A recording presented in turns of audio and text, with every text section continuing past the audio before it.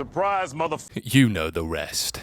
There's blood in the water, and no, not just Dexter's. A massive character from the original Dexter series might finally get his long overdue return in Dexter Original Sin, and the latest Resurrection casting news just made that possibility a whole lot juicier. But before we slice into the speculation, if you haven't done so yet, please hit that subscribe button like Dexter hits his kill table prep, drop a like, comment with your favourite Miami Metro moment, and consider becoming a channel member for exclusive content. It helps more than Harry's code helped Dexter.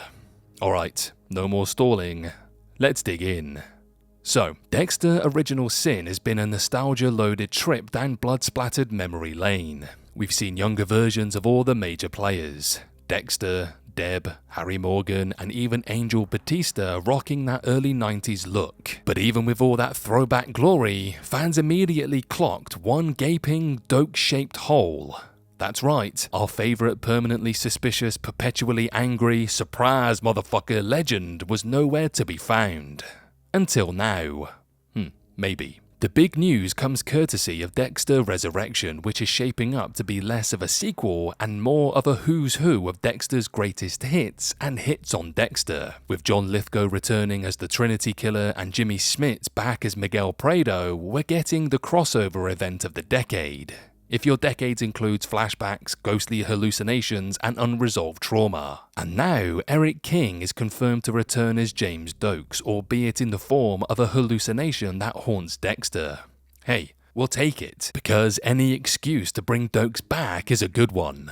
And here's where things get interesting. Doakes showing up in Resurrection might just be the warm-up act. His return could reintroduce him to audiences, making it the perfect segue to cast a younger Doakes in Original Sin. After all, if viewers are reminded of how ferociously entertaining and morally uncompromising he was, then slipping him into the prequel as a rising star in Miami Metro becomes a no-brainer. Resurrection primes the pump. Original Sin Season 2 could let it overflow. Let's talk timeline.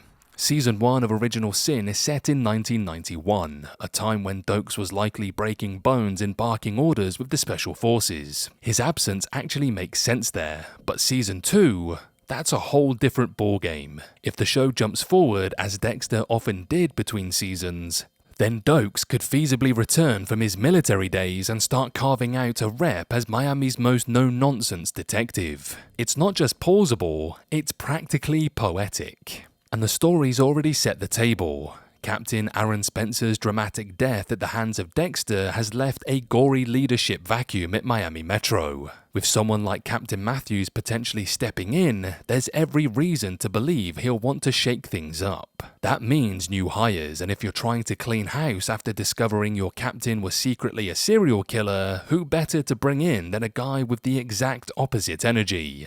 Paranoid, intense, and unflinchingly loyal to justice. Even if Matthews doesn't bring him in personally, the shakeup at Miami Metro all but guarantees fresh faces. Doakes could enter as a transfer from another department, ready to start questioning Dexter's strange behavior years before he even uttered a single expletive his way. Fans would eat it up. He'd be the perfect character to up the tension, provide friction for young Dexter, and throw a wrench into Harry's efforts to keep the dark passenger under wraps. The bottom line is, the stars and blood-slides are aligning.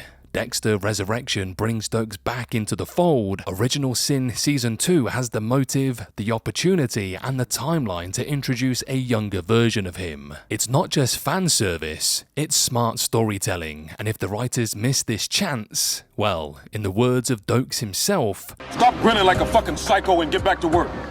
and make it work.